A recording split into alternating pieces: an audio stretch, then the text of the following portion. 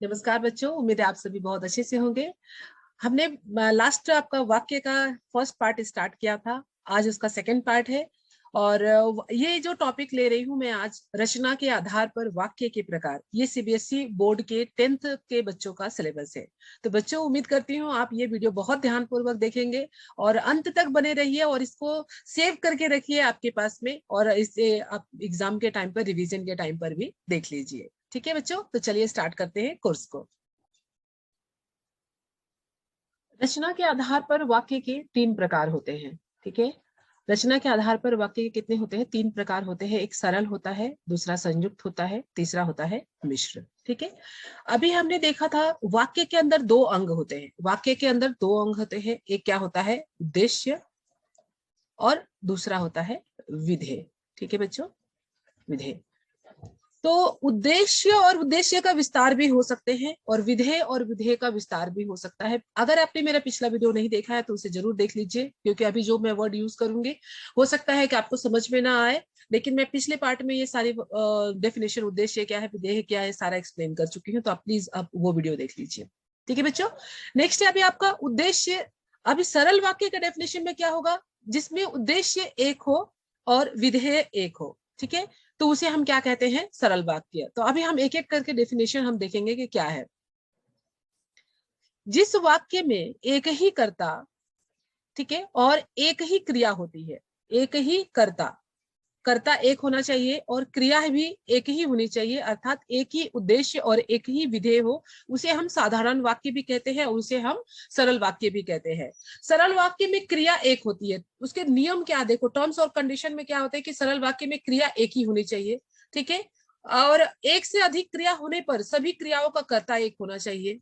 क्रिया एक से अधिक, जैसे कि राम खेल रहा है और पढ़ रहा है, ऐसे खेल रहा है और पढ़ भी रहा है, या एक पूर्वकालिक क्रिया में बदल दिया जाए। ठीक है, तो पूर्वकालिक क्रिया हम पढ़ेंगे तब हम आपको वो भी बताएंगे कि पूर्वकालिक क्रिया क्या होती है। एक क्रिया जैसे कि राम खाना खाकर सोने गया, तो एक खाकर जो क्रिया का प्रयोग किया गया, खाकर भी एक क्रिया है, लेकिन खाकर, पीकर, सोकर, ये इस क्रिया को हम क्या कहते हैं? पूर्वकालिक क्रिया कहते हैं। ठीक है बच्चों, पूर्वकालिक मतलब एक क्रिया बीत गई है और उसके बाद ही, मतलब तुरंत बीत के उसके बाद हम दूसरी क्रिया प्रारंभ कर रहे हैं, लेकिन हम उसे किस वाक्य में डालते हैं? हम उसे सरल वाक्य के अंदर ही हम उसको ऐड करते हैं। ठीक है बच्चों, तो अब क्या हो गया? सरल वाक्य के अंदर क्या होना चाहिए? एक उद्देश्य होना चाहिए और एक विधेय होना चाहिए, पहला टर्म्स और कंडीशन में आता है। दूसरा, उद्देश्य एक से अधिक होंगे तो कर्ता एक होना, क्रिया एक होनी चाहिए। ठीक है, और तीसरा, अगर क्रिया एक से अधिक है तो कर्ता एक ही होना चाहिए। कर्ता आपका 2-4 कर्ता अलग अलग काम नहीं करते हुए दिखने चाहिए। ठीक है बच्चों, तो सरल वाक्य में एक उद्देश्य और एक विधेय होता है, इतना ध्यान में रखो। सिंपल वाक्य जहां पे कर्ता क्रिया एक ही दिख रही है, वो आपका हो गया सरल वाक्य में। ठीक है, सरल वाक्य होता है। जैसे अगर हम इसको थोड़ा सा और करें, मुकेश और राकेश पढ़ते हैं, तो यहाँ पे और का प्रयोग हुआ। बच्चों यहाँ पर क्या हुआ? 1 मिनट, और का प्रयोग हुआ। देखिए, मैंने कर दिया मुकेश और जोड़ दिया इसी के साथ, और राकेश पढ़ते हैं, पढ़ता है कि पढ़ते हैं हो जाएगा। तो क्या होगा? ये वाक्य सरल होगा या संयुक्त होगा? सोचिए आपको। क्रिया क्या है? वाक्य के अंदर एक से अधिक कर्ता है लेकिन क्रिया एक ही है। ठीक है, तो जब हमारा जो और, लेकिन, किंतु, परंतु, ये जब वाक्य को जोड़ेंगे, ध्यान में रखिए, वाक्य को जोड़ेंगे तब ये संयुक्त वाक्य में होगा। अगर ये शब्द को जोड़ने के लिए प्रयोग किया जाएगा तो वो संयुक्त वाक्य में नहीं आता है। वो किस में आता है? वो सरल वाक्य में ही आता है। तो उम्मीद है बच्चों सरल वाक्य आपको क्लियर हो गया है। चलिए हम देखते हैं नेक्स्ट आपका संयुक्त वाक्य, हाँ, किसे कहते हैं। तो संयुक्त वाक्य में टर्म्स और में कंडीशन में क्या आ जाएगा कि संयुक्त वाक्य में 2 से अधिक स्वतंत्र वाक्य, ठीक है, स्वतंत्र साधारण वाक्य होंगे। स्वतंत्र क्यों होंगे मैं अभी नीचे वो भी बताऊंगी। और इसको स्वतंत्र वाक्य को हम प्रधान उपवाक्य भी कह सकते हैं। उपवाक्य क्या होता है? एक से अधिक जब वाक्य किसी वाक्य के अंदर आते हैं तो हम उसको, वाक्य के भाग को क्या कहते हैं? उपवाक्य कहते हैं। ठीक है, उस वाक्य को संयुक्त वाक्य कहते हैं। संयुक्त वाक्य में प्रयुक्त सभी उपवाक्य स्वतंत्र होते हैं। याद रखिए, जितने एक से अधिक वाक्य भी आ जाएंगे लेकिन सारे के सारे क्या होंगे, स्वतंत्र होंगे, वो किसी के ऊपर आश्रित नहीं होंगे और शेष वाक्यों का अर्थ पे कोई प्रभाव नहीं पड़ता। जैसे अभी एक एग्जाम्पल के जरिए हम लोग समझते हैं, राम खेल रहा है। अभी देखिए बच्चों, एक चीज ध्यान में रखें, यहाँ पे कॉमा का प्रयोग किया गया है। कॉमा के साथ भी वाक्य को दो भागों में बांटा जाता है, इस बात का ध्यान में रखिए, ठीक है। तो राम खेल रहा है, क्रिया एक हो रही है यहाँ पर, मोहन पढ़ रहा है, यहाँ पर भी क्रिया हो रही है, और श्याम लिख रहा है। तो ये तीनों कर्ता अलग है, राम, मोहन और श्याम, तीनों अलग अलग करता है और तीनों अलग अलग कार्य कर रहे हैं, ठीक है। तो ये एक से अधिक है, कौन से वाक्य है, जरूरी नहीं है केवल दो ही वाक्य हो, लेकिन किससे जुड़े हुए हैं वो, समानाधिकरण समुच्चय बोधक, ठीक है। ये जितने आप देखो समुच्चय बोधक का मैंने पार्ट पढ़ाया है, वीडियो बनाया है, आप उसमें लिंक में नीचे जाएंगे देखेंगे, डिस्क्रिप्शन बॉक्स में लिंक दिया हुआ है। तो समुच्चय बोधक के दो भेद होते हैं, कौन कौन से होते हैं, एक समानाधिकरण अधिकरण और एक होता है व्यधिकरण। व्यधिकरण बच्चों इसको याद, इसलिए मैंने समुच्चय बोधक का पार्ट पहले लिया था कि आपको ध्यान में रहे। समानाधिकरण मतलब होता है समान अधिकार रखने वाले, दो शब्दों पर भी समान अधिकार रखते हैं और दो वाक्यों पर भी अधिकार समान रखते हैं, उसको हम क्या कहते हैं, समानाधिकरण समुच्चय बोधक। तो समानाधिकरण समुच्चय बोधक शब्दों का प्रयोग कहाँ पे होता है, संयुक्त वाक्य के अंदर होता है, वो याद रखिएगा। तो जब समानाधिकरण समुच्चय बोधक शब्द से दो स्वतंत्र वाक्य जुड़े तो हम क्या होता है, वो संयुक्त वाक्य कहलाता है।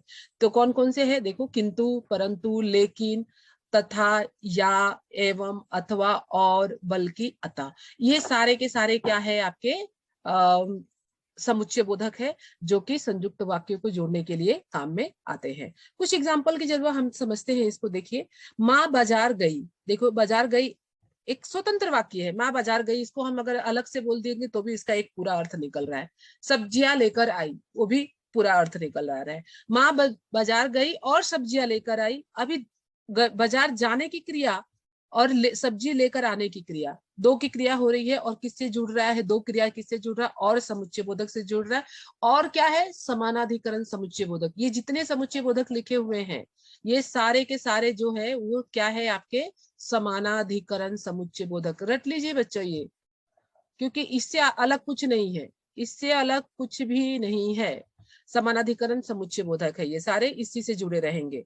आप खाना खाए और आराम करें, ठीक है, यहाँ पर भी, और यहाँ पर क्या है, दो वाक्यों को जोड़ रहा है। चाय पियेंगे या कॉफी, ठीक है, चाय पियेंगे या कॉफी, यहाँ पर भी आपको क्या हो रहा है, या का प्रयोग कर रहा है और दो अलग अलग क्रिया को जोड़ने का कार्य कर रहा है, ठीक है बच्चों। तो नेक्स्ट हम देखते हैं इसके कुछ और एग्जाम्पल।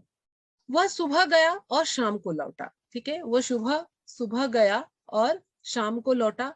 प्रिय बोलो, देखो, और आया, पर आया, तलाशी लो, और आया, ठीक है, मोहन चाहता था, और ठीक है, यहाँ पे एक वाक्य दूसरा वाक्य, एक वाक्य दूसरा वाक्य, ठीक है, घड़ी मिल जाएगी, या करो या मरो, ये दो शब्द है, करना क्रिया है, मरना भी क्रिया ही है।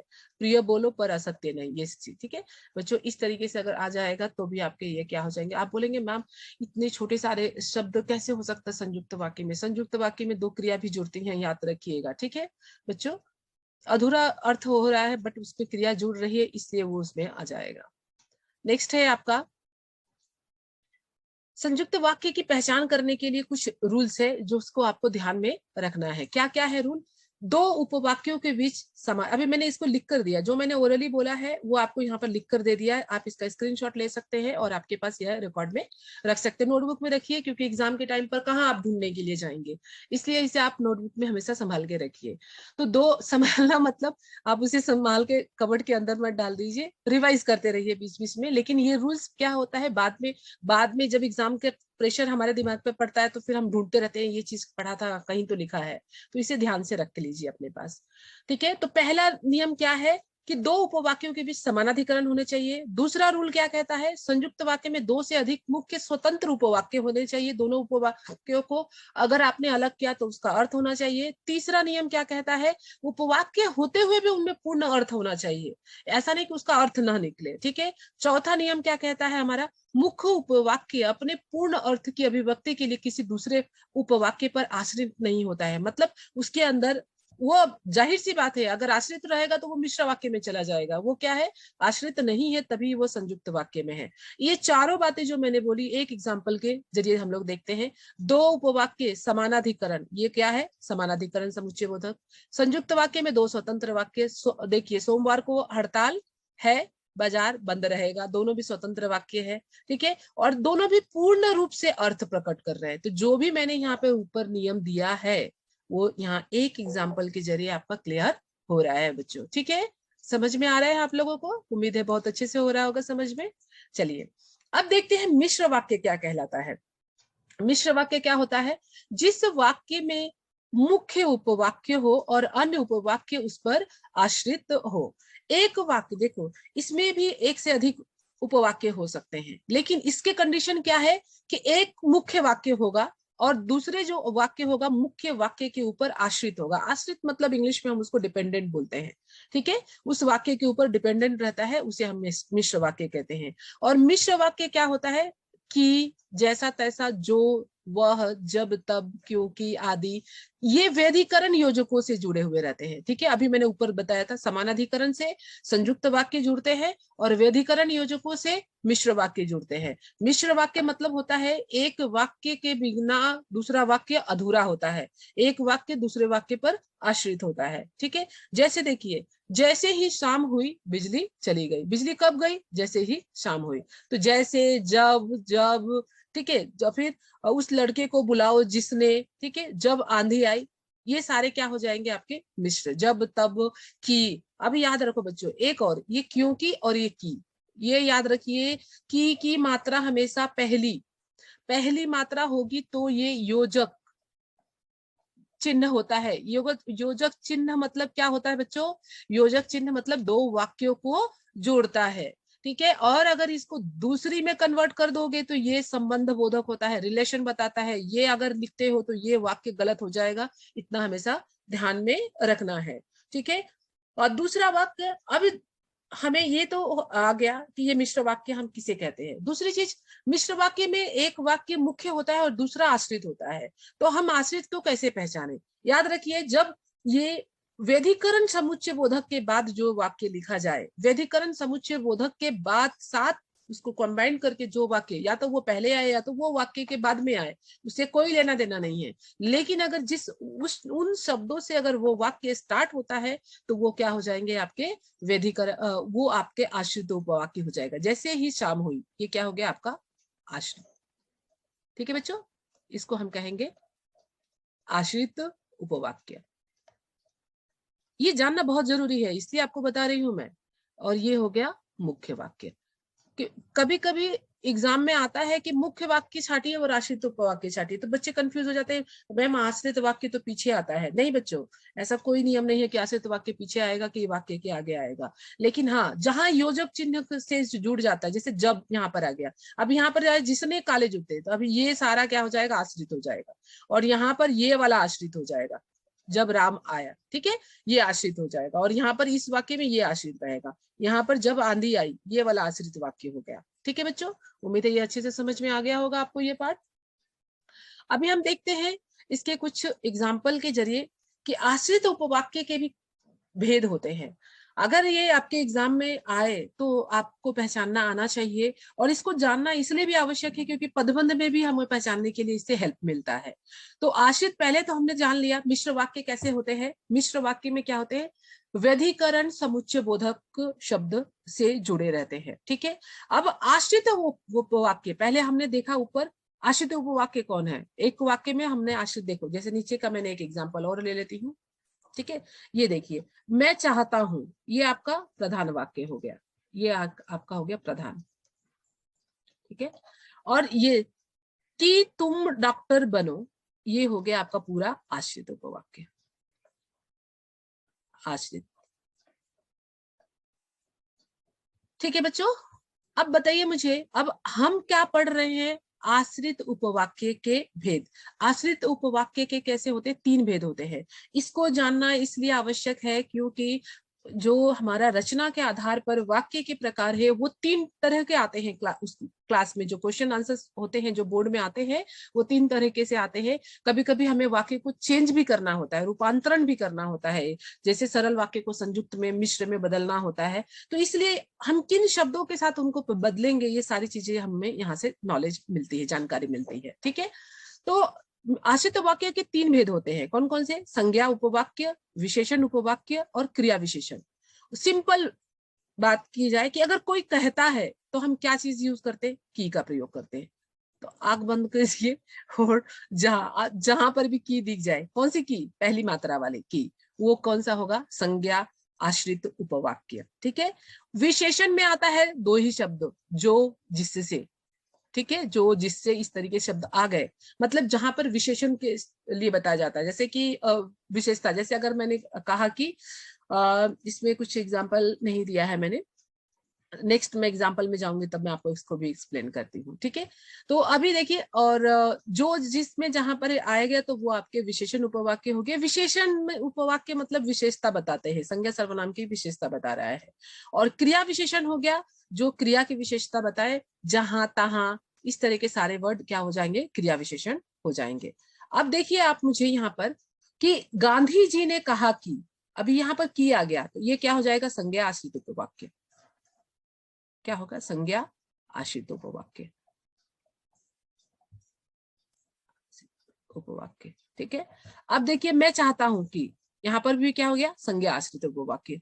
राम को विश्वास है कि श्याम होली पर जरूर जाएगा। ये देखिए यहाँ पर भी ऐसा लगता है कि, तो ये सारे की आए हैं। तो की अर्थात क्या मैंने बताया था? की मतलब संज्ञा आश्रित उपवाक्य। नेक्स्ट है आपका विशेषण उपवाक्य। ठीक है, तो विशेषण उपवाक्य में हम देखते हैं जो उपवाक्य मुख्य उपवाक्य में संज्ञा सर्वनाम पदबंध की विशेषता बताते हो। अभी देखिए यहाँ पर बच्चों, जिसने कार्य नहीं किया। अब जिसने किसके लिए बोल रहे थे? जाहिर सी बात है कोई व्यक्ति होगा। ठीक है, वह खड़ा हो जाए, तो अभी ये क्या हो जाएगा? विशेषण के लिए आ गया। फिर जो आदमी पढ़ाता है वो अध्यापक होता है, तो जो आदमी कौन है? अध्यापक है वो। ठीक है, तो ये क्या हो जाएगा? अध्यापक की विशेषता बता रहा है। उन अंकल को बुलाओ जिनके हाथ में बैग है। ठीक है, तो उस तरीके से हमारा ये क्या हो जाएगा? जिसे आप ढूंढ रहे हैं वह तो चला गया। तो इस तरीके से ये क्या हो जाएंगे? आपके विशेषण उपवाक्य हो जाएंगे। नेक्स्ट हो गया आपका क्रिया विशेषण। तो क्रिया विशेषण भी एक बार हम लोग देख लेते हैं कि जिन वाक्यों में क्या होता है? क्रिया की विशेषता बताए। और इसके लिए 2 ही 3 मैंने क्या बताया था आपको? वर्ड बताया था, जब, तब, जहां, तहां। क्रिया विशेषण वाले जो वो शब्द आते हैं वो सब क्या होते हैं? क्रिया विशेषण आश्रित वाक्य हो जाते हैं। ये आपको कहीं पूछा नहीं जाएगा बेटा, लेकिन हम बता देते हैं आपको कि अगर कहीं, अगर इससे रिलेटेड कुछ क्वेश्चन आता है तो आप उसको जरूर अटेंड कर सके। अगर आपके सिलेबस में नहीं है तो आप इसे स्किप कर सकते हैं, जरूरी नहीं है आपको पढ़ना, बट मैं आपको बता के रखती हूँ, एक जगह सारी चीजें रहेंगी आपकी। तो यदि जहां तहां, जैसा, जैसा करोगे वैसा, ये सब कैसा आ रहा है? क्रिया की विशेषता बताने वाले हैं, तो ये क्रिया विशेषण आश्रित उपवाक्य हो जाएगा। नेक्स्ट है आपका वाक्य परिवर्तन। अभी हमारा क्वेश्चन, नेक्स्ट क्वेश्चन कैसा आता है एग्जाम के अंदर? वाक्य को परिवर्तन करना, चेंज करना, रूपांतरण करना। क्वेश्चन कैसे भी तरीके से दिया जा सकता है कि वाक्य रूपांतरण कीजिए, वाक्य परिवर्तन कीजिए। तो वाक्य को परिवर्तन कई तरीके से, जैसे अगर हमारा देखा जाए तो कौन कौन से वाक्य है? सरल, संयुक्त और मिश्र, 3 ही वाक्य है। तो अभी सरल को हम क्या कर सकते हैं? संयुक्त और मिश्र में कर सकते हैं कन्वर्ट। संयुक्त को क्या कर सकते हैं? सरल में और मिश्र में कर सकते हैं, और मिश्र को सरल और संयुक्त में। तो ये उसी के आधार पर ये सारी चीजें लिखेंगे। सरल वाक्य, इस तरीके से सारे क्वेश्चन आएंगे आपके कि सरल या साधारण वाक्य को मिश्र वाक्य में परिवर्तित कीजिए, सरल वाक्य को संयुक्त वाक्य में कीजिए, मिश्रित वाक्य को संयुक्त वाक्य में कीजिए, और मिश्रित वाक्य से सरल वाक्य में, संयुक्त वाक्य को मिश्रित वाक्य में। इस तरीके से आपके क्वेश्चन आएंगे। अब हम क्या करेंगे? एक एक क्वेश्चन का एग्जाम्पल लेकर देखेंगे कैसे चेंज होता है। सबसे पहले क्वेश्चन 2 तरीके से आ जाते हैं। एक क्वेश्चन होता है हमारा, प्रश्न होता है आइडेंटिफिकेशन का, कि ये कौन से वाक्य है? सरल वाक्य है, संयुक्त वाक्य है, या मिश्र वाक्य है? तो चलिए पहले हम उसको करने की कोशिश करते हैं, फिर उसके बाद हम आगे नेक्स्ट चलेंगे। तो प्रातः जल्दी उठो, अभी और आ गया, और 1 घंटे नियमित। क्या होगा बच्चों? संयुक्त। ठीक है। अब देखिए, मरीज दवा लेने अस्पताल गया, क्या होगा? सरल, एक ही क्रिया आ रही है। अध्यापक आए और कक्षा में बैठे, और आ गया और दो वाक्यों को जोड़ रहा है, तो क्या हो जाएगा? संयुक्त वाक्य। ठीक है बच्चों, इजी हो रहा है बहुत समझना। परिश्रमी मजदूरों को सभी काम पर बुलाते हैं। अभी सोचेंगे ये सेंटेंस इतना बड़ा है तो ये कौन सा वाक्य होगा? बच्चों यहाँ पर काम पर बुलाते हैं, एक ही क्रिया हो रही है और परिश्रमी मजदूर ये विशेषण को जोड़ रहा है, तो ये आपका क्या? आपको देखिए, ये आपको पद विस्तार हो रहा है, लेकिन यहाँ पर वाक्य जुड़ा हुआ नहीं है, इसलिए ये सरल ही वाक्य होगा। ठीक है, सरल होगा। जो लोग, अभी देखिए मैंने अभी ऊपर बताया, जो आया तो कौन सा होगा? विशेषण आश्रित उपवाक्य, लेकिन हमें वो सब नहीं लिखना है, हम यहाँ पे खाली लिखना है संयुक्त मिश्र वाक्य। जो आ गया मतलब मिश्र वाक्य। ठीक है, जैसे ही मोहन, जो जैसे जहां तहां मिश्र वाक्य। एक वर्ड देखते ही पहचान में आ जाता है कि ये कौन सा वाक्य है। उसने अपना खाना खाया और आया संयुक्त वाक्य। ठीक है, अब सवेरा होते ही पक्षियों के कलरव से आसमान गुज गया, ये कौन सा होगा? सवेरा होते ही। ये होते ही पे बहुत ध्यान दीजिएगा। अगर मैंने इस वाक्य को कहा कि आप इसे सरल वाक्य में संयुक्त वाक्य में कन्वर्ट कीजिए, तो कैसे हो जाएगा? सवेरा होते ही पक्षियों के कलरव से आसमान गूंज उठा। ये होते ही का प्रयोग हम क्या करते हैं? संयुक्त वाक्य से जब एक सरल वाक्य या तो मिश्र वाक्य दिया जाता है, तो हम उसको एक वाक्य में कन्वर्ट करने के लिए हम होते ही का प्रयोग करते हैं। आगे मैं उसको भी एक्सप्लेन करूंगी, लेकिन यहाँ पर ये क्या है? सरल वाक्य है। ठीक है, आंधी आई और धूल उड़ गया, ये हो गया आपका संयुक्त वाक्य। ठीक है बच्चों, चलिए हम नेक्स्ट एग्जाम्पल की तरफ चलते हैं। नेक्स्ट है आपका चेंज करना, परिवर्तन करना। पहला वाला प्रश्न क्या था? आइडेंटिफिकेशन करना, और ये दूसरा प्रश्न क्या है? चेंज करना। तो निम्नलिखित वाक्यों को मिश्र वाक्य में बदलिए। तो मिश्र वाक्य के क्या चीजें आते हैं, याद रखिए। व्यधिकरण, समुच्चय, बोधक। तो पहले आप दिमाग में बिठा लीजिए कि कौन कौन से शब्द होते हैं। व्यधिकरण, समुच्चय, बोधक, जहां तहां, जब तब, की, क्योंकि, यही होते हैं ना बच्चों। ठीक है, आप ध्यान में रखिए कहाँ कहाँ क्या क्या होगा। जहां तहां, ज्यो त्यों। ठीक है, ज्यो त्यों, ये आपको याद रखना पड़ेगा, इतना तो आपको करना ही पड़ेगा। कि, क्योंकि, ये सारे वो शब्द क्या होते हैं? व्यधिकरण, समुच्चय, बोधक होते हैं। तो मिश्र वाक्य में बदलना है, मतलब मुझे इन वाक्यों को प्रयोग में करना है। तो अभी मेरे घर पहुंचते ही आंधी आ गई, तो इसको हम लोग दो तरीके, जैसे ही मैं घर पहुंचा वैसे आंधी आ गई, या जब मैं घर पहुंचा तब तक आंधी आ गई। जैसे ही मैं घर पहुंचा। अभी जैसे ही क्रिया का क्या होता है? जब तुरंत इमीडिएट होता है, मेरे घर पहुंचते ही आंधी आ गई। ठीक है, तो अभी उसको जैसे ही मैं घर पहुंचा वैसे ही आंधी आ गई, जैसे तैसे का प्रयोग कर दिया हम यहाँ पर। अभी देखिए, मैंने पहले पहले वाक्य में बताया था ना, मिश्र वाक्य को जब हमको सरल में कन्वर्ट करना होता है तो ही का हम प्रयोग करते हैं। ऊपर भी मैंने बताया था, ही मिश्र वाक्य को जब सरल में कन्वर्ट करता है, तो ये वाक्य अगर आइडेंटिफिकेशन से जाओगे तो ये सरल वाक्य है। इस सरल वाक्य को हमें इसको क्या कन्वर्ट करना है? मिश्र वाक्य में। और के लिए, ये देखिए दोनों तरफ से आपको समझाने के मैं प्रयास कर रही हूँ। जहां के लिए भी आए तो भी वो क्या होता है? आपको सरल वाक्य ही होता है। और सरल वाक्य को हम संयुक्त वाक्य जब करेंगे तो हम क्या करेंगे, या मिश्र वाक्य करेंगे तो हम इसी को ही यहाँ से तोड़ने की कोशिश करेंगे, क्योंकि ये इन्हीं शब्दों के साथ ये जुड़ा हुआ है, दो वाक्य। तो यहाँ पर दो क्रिया कैसे हो गई? एक पुस्तक खरीदना और बाजार जाना। तो क्यों गई? क्योंकि उसे पुस्तक खरीदना था, इसलिए वह बाजार गई। सिंपल। ठीक है, तो सबसे पहले क्रिया को अलग करो। क्रिया और दो वाक्य किस शब्दों से जुड़ रहे हैं उस पर ध्यान दो, तो आराम से आप इजिली आप आइडेंटिफिकेशन कर सकते हो और उसे चेंज भी कर सकते हो। नेक्स्ट है, दुकान पर सजी मिठाइयां देखकर बच्चे के मुंह में पानी आ गया। दुकान पर सजी मिठाइयां देखकर, एक मैंने दूसरा नियम क्या बताया था? पूर्वकालिक क्रिया। तो अब देखिए आपको क्या क्या मिल रहा है सरल वाक्य को चेंज करने के लिए। एक ही मिला, एक के लिए हुआ, और तीसरा हो गया पूर्वकालिक क्रिया। इसको बांध कर रख लीजिए, लिख कर रख लीजिए, पूर्वकालिक क्रिया। यही तीन होते हैं जो कि हमको क्या हेल्प करते हैं? मिश्र वाक्य को और संयुक्त वाक्य को सरल वाक्य में कन्वर्ट करने के लिए। और अगर ये जब शब्द आ जाते हैं सरल वाक्य में, तो इन्हीं को तोड़कर हमें क्या करना पड़ता है? मिश्र वाक्य में कन्वर्ट करना पड़ता है और संयुक्त वाक्य में कन्वर्ट करना पड़ता है। तो उम्मीद है बच्चों अच्छे से समझ में आ गया होगा आप लोगों को। चलिए हम देखते हैं नेक्स्ट क्वेश्चन। अब देखिए यहाँ पर, प्रातः जल्दी उठो और 1 घंटे नियमित व्यायाम करो। ये अभी हमने सारा कर लिया, एक चेंज करना था। नेक्स्ट है आपको संयुक्त वाक्य में बदलना है। इसको क्या, कोई भी वाक्य दिया हुआ है इसको संयुक्त संयुक्त दिया है तो जाहिर से ये मिश्र वाक्य होगा या तो सरल वाक्य होगा। अभी मैंने क्या बोला, पर आना चाहिए, पर ये भी देखो, मोबाइल फोन झपटने का अपराधी से उसे सजा हुई, परिश्रम से कमाए धन को सोच समझकर खर्च करना चाहिए। अब देखिए, शहर, श्यामू शहर गया, ठीक है, और मलेरिया से पीड़ित हो गया। इसको मैंने यहाँ पर चेंज करके लिख दिया है ताकि आप लोगों को समझ में आ जाए इसका एग्जाम्पल क्या है।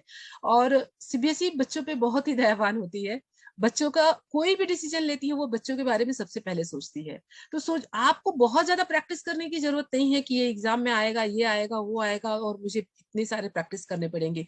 बच्चों, जो भी आपके टेक्स्ट बुक है, जो भी आपका चैप्टर के लास्ट में दिया रहता है, वो भाषा, देखो भाषा का क्वेश्चन रहता है, क्वेश्चन आंसर्स रहते हैं, तो उसी के अंदर पीछे जो दिया हुआ रहेगा उसी के अंदर से ही आपके क्वेश्चंस आते हैं। और ज्यादातर ये जो रचना के आधार पर वाक्य के प्रकार है, आपके जो चैप्टर्स है, चैप्टर के पीछे अंदर से ही होगा। तो चैप्टर पढ़ते समय जहां पर भी वाक्य आए आपको समझ में, वो teacher, class teacher, subject teacher जब पढ़ाती है तो मार्क कराते चलते हैं। तो आप भी जब क्लास में टीचिंग होता है तो आप उसमें ध्यान रखिए कहाँ कहाँ पे संयुक्त वाक्य आ रहे, सरल वाक्य आ रहे और मिश्र वाक्य आ रहे, इन बातों का ध्यान में रखिए तो अच्छे से समझ में आ जाएगा। ठीक है बच्चों, आज का वीडियो मुझे लग रहा है थोड़ा बड़ा हो गया है, बट आप इसे जरूर देखिए। ठीक है, उसी तरह से अभी मैंने एक गुलाब को देखा जो बहुत खूबसूरत था। अभी जो बहुत खूबसूरत था, जो क्या है, यहाँ पर विशेषण आ गया। अभी जो विशेषण जब आ जाए तो एक इजी विशेषण शब्द क्या है, खुशबूदार। तो खुशबू, मैंने एक खुशबूदार गुलाब देखा। जब अगर विशेषण शब्द जो क्या है, अभी हमने देखो मैंने क्या बोला था बच्चों, कि जो हम आश्रित उपवाक्य का भेद पढ़ रहे हैं वो बहुत फायदेमंद चीज है। जो मतलब विशेषण, तो विशेषण क्या है, खुशबूदार। खुशबूदार किसकी बात कर रहे हैं, गुलाब। तो मैंने एक खुशबूदार गुलाब देखा, सिंपल सेंटेंस, इजीली। कुत्ते भौंकने लगे तब चोर भाग गए। तो कुत्ते भौंकने लगे, अब यहाँ पर क्रिया की बात की जा रही है, जब तब किस में आ रहा है, क्रिया विशेषण के लिए। तो कुत्तों के भौंकने पर चोर भाग गए, सीधा हमने इस तरीके से लिख दिया। अभी यह वही छात्र है जिसने नाटक में, अभी जिसने भी किस में आया था आपका, विशेषण में। तो इसी छात्र ने नाटक में अध्यापक की भूमिका निभाई। जिस, ये वही छात्र है, इसको हटा के हमने क्या कर दिया, इसी छात्र ने। ठीक है, ये वही छात्र है, इसको अलग करने से बेटर है इसको इसी छात्र ने लगा दिया। इसी छात्र मतलब, ये देखिए आपका विशेषण जब पढ़ेंगे तो सार्वनामिक विशेषण एक आता है, उसके अंदर ये आ जाता है इसी छात्र। ठीक है, छात्र की विशेषता ने बता रहा है कौन सा, इसी। ठीक है, तो इसी छात्र ने नाटक में अध्यापक की भूमिका निभाई। ठीक है बच्चों, उम्मीद है बहुत अच्छे से समझ में आ रहा होगा। बच्चों, वीडियो अगर अच्छे से समझ में आया होगा तो चैनल को लाइक कीजिए, शेयर कीजिए, सब्सक्राइब कीजिए। Thank you.